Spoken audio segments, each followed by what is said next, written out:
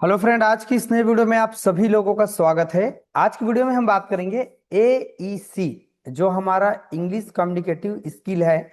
इसे आज हम लोग देखने वाले हैं। पहला यूनिट है। आप लोगों का मैं कमेंट देखा, सभी लोग कमेंट कर रहे थे कि सर इंग्लिश का हमें कुछ नोट्स दे दो, पढ़ा दो, बता दो, समझा दो, ताकि हम लोग अच्छा से पेपर लिख लें। ठीक है, तो चलिए दोस्तों, आज की वीडियो में हम देखेंगे यूनिट पहला को। और एक हमारा वीडियो में हमारा पहला यूनिट कवर होगा, व्हाट इज कम्युनिकेशन। जो हमारे पास संचार होता है वह क्या होता है। और इस तरह से मैंने आप सबके लिए नोट्स बनाए हैं, ताकि आप हिंदी मीडियम वाले जितने स्टूडेंट्स हैं, हिंदी मीडियम को अगर देख करके आप हिंदी लैंग्वेज को समझ लेते हैं, तो आपको इंग्लिश लिखने में दिक्कत नहीं होगी। लिखना तो पेपर में आपको इंग्लिश में ही है, ठीक है, लेकिन आप लोग जब तक उनको समझेंगे नहीं, तो आप चीज़ों को कर नहीं पाएंगे। तो आप सब लोगों को पहले एक चीज बता दूं कि आप लोगों को इनको हिंदी में थोड़ा से उनके बारे में समझना जरूरी है, ताकि आप इंग्लिश में उनको कवर कर लें, लिख लें। और ये इस तरह की इंग्लिश है कि आपका ग्रामर जो मिस्टेक होता है, इस टाइप का नहीं है। इसमें मिस्टेक तो मिस्टेक होता है, लेकिन आपको हूबहू सेम टू सेम उतारना नहीं है। इसमें आपको समझ करके लिखना है चीजों को। बस थोड़ी सी मीनिंग आपको जान लेनी है, फिर आप आगे अच्छा कर पाएंगे। देखते हैं व्हाट इज कम्युनिकेशन। जो संचार होते हैं वह क्या होते हैं। तो यहाँ पर मैंने हिंदी में भी लिखा है, ताकि आपको मीनिंग एकदम आसानी से समझ में आएगा। दोस्तों, चैनल में नए आए हो तो चैनल को जाके प्लीज सब्सक्राइब कर लेना, ताकि इस तरह से एमपी वीडियो आपको हमारे चैनल्स के माध्यम से मिलेगा। और दोस्तों, डीएसई में अगर आपने बॉटनी, जूलॉजी, केमिस्ट्री लिखा है, तो सिर्फ आपको डीएसई, जूलॉजी, बॉटनी या फिर केमिस्ट्री आपको लिखना है जो आपने लिया हुआ है। तो सबसे पहले हमारा चैनल आपको सामने पर दिखाई देगा, और प्ले लिस्ट पे आपको पूरा चीज दिखाई देगा। जितने भी आपके फ्रेंड है उन लोगों को चैनल को शेयर जरूर कर देना। देखते हैं, communication is a crucial human ability, है ना, which is critical in the way we related with other people and exchange information। अब यहाँ हिंदी में देखो, अब आपको इतना चीज समझ आ गया होगा। संचार एक महत्वपूर्ण मानवीय क्षमता होता है, जो यह निर्धारित करता है कि हम अन्य लोगों से कैसे संबंध बनाते हैं और जानकारी का आदान प्रदान करते हैं। लिखा है ना यहाँ एक्सचेंज। यहाँ देखो, यहाँ एक्सचेंज इंफॉर्मेशन। हाँ, in daily life and in personal dealing. आप पर्सनल जब डीलिंग करते हैं, तो आपके अपने दैनिक जीवन में और व्यवसायिक कार्यों में भी प्रभावी संचार सकारात्मक संबंध सीखने और समस्या समाधान का आधार होता है। ठीक है, और आगे कह रहा है, यहाँ देखो, learning and problem solving. Learning मतलब सीखने में, और प्रॉब्लम सॉल्व मतलब आपको कोई भी समस्या का समाधान करने के लिए हम इंग्लिश जो स्किल है इनका प्रयोग करते हैं। It is important to understand what communication is and how it is function because anyone. यहाँ पर बता रहा है उसी को, संचार क्या है और यह कैसे कार्य करता है, इसे समझना बहुत महत्वपूर्ण है। क्योंकि जो भी व्यक्ति भाषा और अपनी आपसी संबंध में बेहतर बनना चाहते हैं, उसे संचार के मूल सिद्धांत का ज्ञान होना चाहिए। इसी बात को कह रहा है कि उनको, देखो यहाँ लिखा है ना, be coming a better language and interpersonal expect should now exactly the because principle of communication. जो हमारे बेसिक उनके मूल भाषा है, उनको समझ में आना चाहिए। इस तरह के वीडियो को थोड़ा सा रोकते जाना और पढ़ते जाना, आपको बहुत कुछ सीखने के लिए मिलेगा।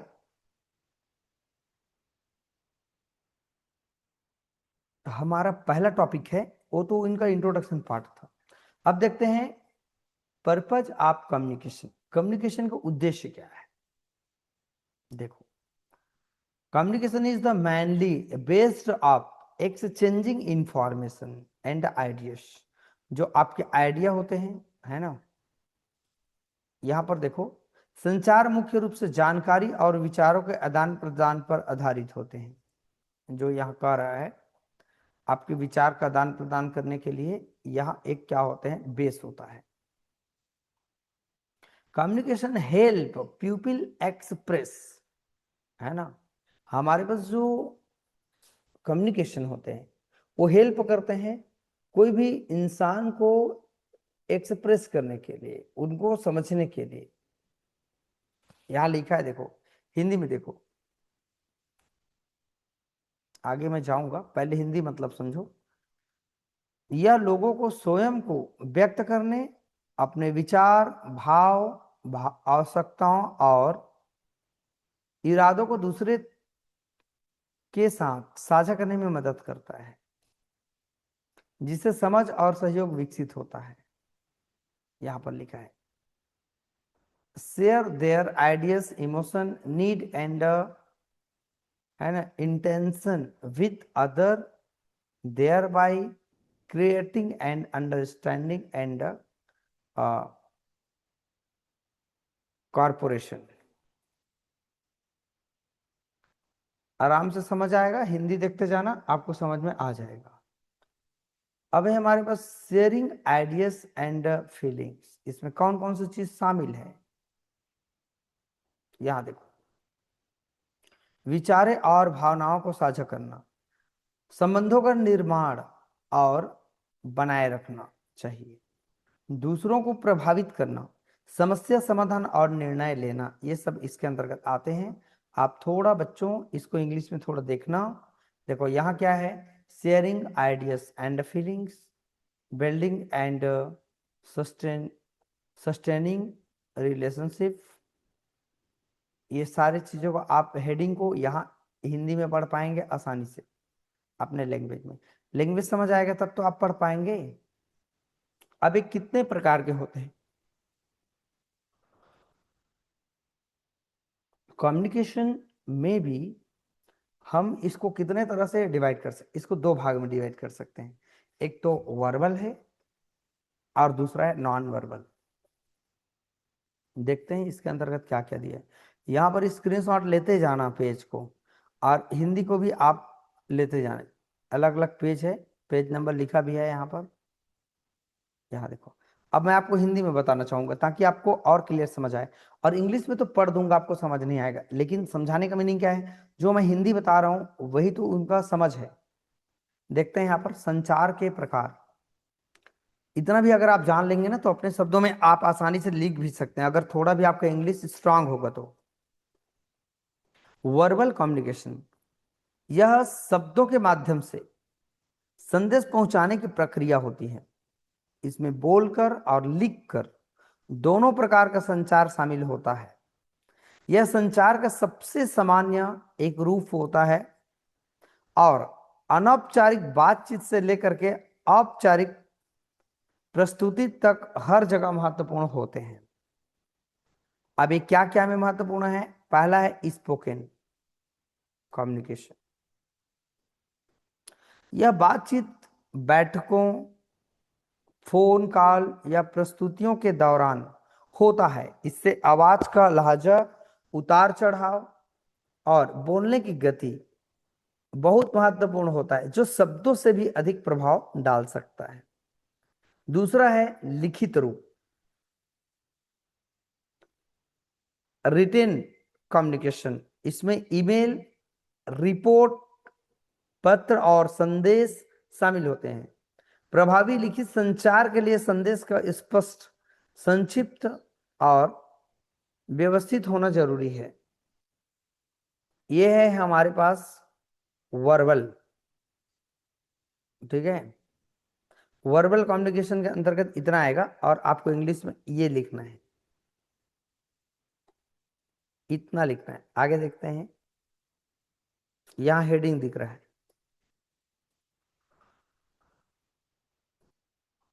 ये हेडिंग है। अब ये है नॉन वर्बल, ये नॉन वर्बल। नॉन वर्बल को भी हम थोड़ा समझते हैं, इतना कोई स्क्रीनशॉट आप ले सकते हैं, बस दो ही पेज तो है इसका। चलो अब समझते हैं धीरे से नॉन वर्बल कम्युनिकेशन। उसमें लिख के और पढ़ के दोनों तरह से हम शब्दों को बयां करते हैं। यह वह संचार होता है जिसमें शब्दों को उपयोग नहीं होता है। इसमें शारीरिक भाषा अर्थात बॉडी लैंग्वेज, चेहरे के हाव भाव, आंखों का संपर्क, शरीर की मुद्रा और व्यक्तिगत दूरी शामिल होते हैं। अक्सर व्यक्ति भी भावनाओं और विचार शब्दों से नहीं बल्कि इन्हीं संकेतों से अधिक स्पष्ट होता है। कुल मिला के यहाँ संकेत का बात चलता है, बॉडी लैंग्वेज का बात चलता है।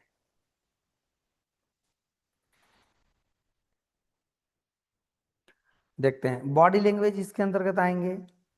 इसमें हाव भाव, शरीर की मुद्रा और गतिविधियां शामिल होते हैं, जैसे बाह मोड़ना रक्षात्मक दिखा सकता है, जबकि खुले हाथ ईमानदारी का संकेत देता है। सही बात है। चेहरे के भाव, फेशियल एक्सप्रेशन, खुशी, दुख, गुस्सा और आश्चर्य जैसे भाव बिना शब्दों के भी चेहरे के माध्यम से व्यक्त हो जाता है। बिल्कुल। स्वर और पिच, टोन एंड पिच, आवाज का लहजा और ऊंचाई, बोलने वाली बोलने वाले की भावना, उद्देश्य, जोर को दर्शा सकता है। ये हमारा दो टॉपिक हो गए। अगला टॉपिक है, मैं एक एक टॉपिक को 55 मिनट में नहीं पढ़ा रहा हूं बल्कि एक सीधा यूनिट को कवर कर रहा हूं, और साथ में थोड़ा सा मैंने हिंदी को भी लिया हुआ है ताकि आप आसानी से समझ पाएंगे। देखो, मोटिवेटिंग फैक्टर हमको पेपर में यही पूछेगा, इंट्रिंसिक और एक्सट्रिंसिक। मैं आपको साथ साथ आंसर भी बता के चल रहा हूं और प्लस पेपर में क्या आएगा वो भी बता के चल रहा हूं। तो इनका पर्पस क्या है मत छोड़ना। और साथ में ये जो हमारा इसका टाइप्स है ना, दो प्रकार, verbal and non verbal, paper में आएगा, देख लेना, उनको नहीं छोड़ना है। अब इसके फैक्टर क्या है ये पेपर में पूछेगा। व्हाट इज इंटेंसिंग एंड एक्सटेंसिंग, क्या होते हैं? तो प्रेरक कारक आंतरिक और बाह्य क्या होते हैं? प्रेरित होने के लिए संचार में कुछ कारक होना चाहिए। लोग संचार क्यों करते हैं? इसके कई उद्देश्य होते हैं और उद्देश्य को दो भाग में बांट सकते हैं, एक तो आंतरिक और एक होता है बाह्य। देखते हैं आंतरिक क्या है।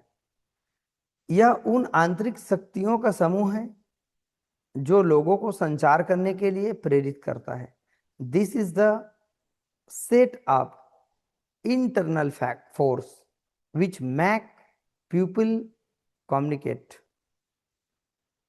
This may be the urge, the express on self, need to find personal, है ना, ग्रेटिफिकेशन। उसी बात को यहां लिखा है। इनमें स्वयं को व्यक्त करने की इच्छा, व्यक्तिगत संतुष्टि प्राप्त करने की आवश्यकता या अन्य लोगों के साथ भावनात्मक जुड़ाव स्थापित करने की चाह शामिल होती है। उदाहरण के लिए, कोई व्यक्ति बातचीत इसलिए कर सकता है क्योंकि वह अपने विचार साझा करना चाहता है या उसे लोगों के साथ रहना और बात करना पसंद होता है। वही चीज यहाँ इंग्लिश में लिखा है, लेकिन पेपर तो आपको इंग्लिश में लिखना है, तो हिंदी समझ रहेंगे तो आप इंग्लिश लिख पाएंगे। दूसरा है एक्सट्रिंसिक मोटिवेशन, क्या होता है? नाम से ही पता चल रहा है, यह वह बाहरी कारक होते हैं जो लोगों को संचार करने के लिए प्रेरित करता है। इसके उदाहरण है बाहरी पुरस्कार की इच्छा, जैसे कि पहचान, पैसा या दूसरों की सराहना।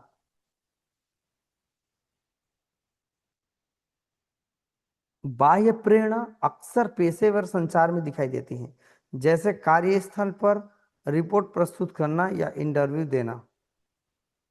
प्रेरणा के इन कारकों को समझने के लिए संचार तकनीक को बेहतर बनाने में मदद मिलती है, विशेष रूप से तब जब कोई व्यक्ति व्यक्तिगत जीवन या कार्यस्थल पर दूसरों को प्रभावित कर सकते हैं। एकदम इजी है, इंग्लिश में भी आप पढ़ सकते हैं यहां से। अब अगला टॉपिक है बैरियर ऑफ कम्युनिकेशन। इंग्लिश में बहुत ज्यादा आपको लिखना तो नहीं है ना, लेकिन एक एक पेज आप लोगों को कवर कर लेना है।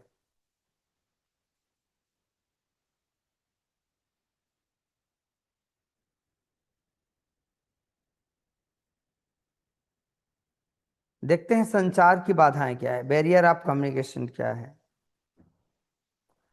ऐसा कई बाधाएं होती है जो प्रभावित संचार को प्रभावित कर सकते हैं। ये बाधाएं आंतरिक और बाह्य। आंतरिक में व्यक्ति आते हैं, व्यक्ति से संबंधित, और बाह्य में आते हैं पर्यावरण या परिस्थितिकी से संबंधित हो सकते हैं। इन बाधाओं का ज्ञान होना बहुत आवश्यक है ताकि इन्हें दूर करके स्पष्ट और प्रभावी संचार स्थापित किया जा सके। अभी देखते हैं हमारे पास बैरियर्स ऑफ कम्युनिकेशन क्या है। ये आपको इंटरनल और एक्सटर्नल दो तरह से मिलेंगे, ठीक है। और इसका पूरा हिंदी मतलब आपको नीचे मिलेगा, मैं आपको बताऊंगा, और मैं यहाँ पर एक एक भी पढ़ा दूंगा ना, आपको समझ में भी नहीं आएगा। यही बात है कि मैं आपको हिंदी में कर करके सिखा रहा हूँ, समझा रहा हूँ। इसको थोड़ा सा नोट्स बना लीजिए या प्रिंट करा लीजिए, मैं नोट्स दे दूंगा। बस हमारे चैनल को सपोर्ट करना पड़ेगा अच्छे से आप लोगों को। इंटरनल बैरियर इसमें आते हैं इमोशनल बैरियर, है ना, physiological barrier, language and knowledge barrier, और perception and attitude, lack of confidence, और इसके समरी है। एक्सटर्नल बैरियर में आपको मिलेगा physical barrier, technological barrier, organisational barrier,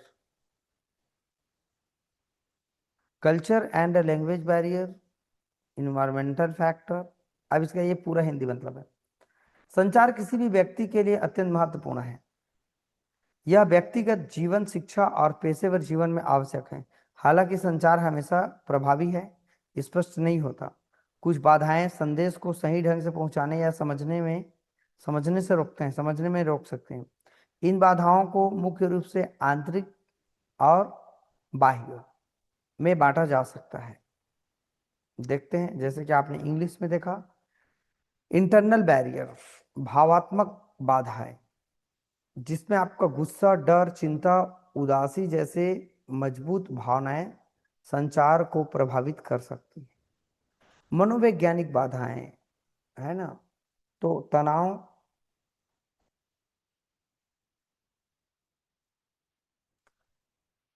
थकान, मानसिक दबाव, सुनने और संदेश को समझने की क्षमता को कम कर सकती है।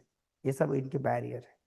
भाषा और ज्ञान की बाधाएं, लैंग्वेज एंड नॉलेज बैरियर, शब्दावली की कमी, बिल्कुल, विषय का अपर्याप्त ज्ञान, जिनके पास ज्ञान नहीं होगा तो बाधा तो आना ही आना है। इस तरह की चीजों को आप थोड़ा सा रोकते जाना, अब पढ़ते जाना। बहुत कठिन नहीं है, इजी है अगर आप पढ़ने लग गए तो। बाह्य बाधाएं, एक्सटर्नल बैरियर, तो इतना टॉपिक आपका पहला यूनिट में कवर हो जाता है, और टॉपिक नहीं इसके अंतर्गत। बस इतना टॉपिक को आपको पढ़ना है। इसमें जितना भी टॉपिक मैंने आपको बताया, आप सब लोग इसको जरूर स्क्रीनशॉट ले लो। चलो बताता हूँ, ये पहला पेज है, ये दूसरा पेज है, ये तीसरा पेज है। कम से कम एक यूनिट तो आप लोगों का तैयारी हो जाएगा भाई। चौथा पेज है, ये पांचवा है, ये आपका छठवां पेज है, और ये आपका सातवां पेज है, नीचे में पेज नंबर बता रहा है। और ये आपका आठवां पेज है, ये आपका नौवां पेज है, ये 10वां पेज है, ये 11वां पेज है, 12वां पेज, 13वां पेज। बस इतना आपका जो पहला यूनिट है वो कवर हो जाता है। तो दोस्तों, आई होप आप लोगों को इतना समझ आ गया होगा। अब अगला जो यूनिट आएगा उसमें हम लोग धूम मचा के पढ़ेंगे कि जो शब्दकोश होते हैं उसको कैसे बिल्ड करें, कैसे उनको विकसित करें, उसको हम अगला वीडियो में हम देखेंगे। ठीक है दोस्तों, आई होप आप लोगों को आज की वीडियो में बहुत कुछ समझ आया होगा। दोस्तों, चैनल में नए आए हो तो चैनल को जाके सब्सक्राइब जरूर कर लेना, ताकि इस तरह से एमपी वीडियो हमारे चैनल के माध्यम से मिलेगा। कैसा लगा ये हमारा नोट्स, कमेंट करके मुझे प्लीज जरूर बताना, और किस चीज पर मुझे और वीडियो बताना चाहिए ये भी बताना। बीए बीएससी सबके लिए ये हमारा सब्जेक्ट है। ठीक है, चलिए दोस्तों, वीडियो को देखते रहना, समझते रहना। वीडियो अच्छा लगे तो लाइक कमेंट कर देना। वीडियो को आज करने के लिए थैंक यू सो मच।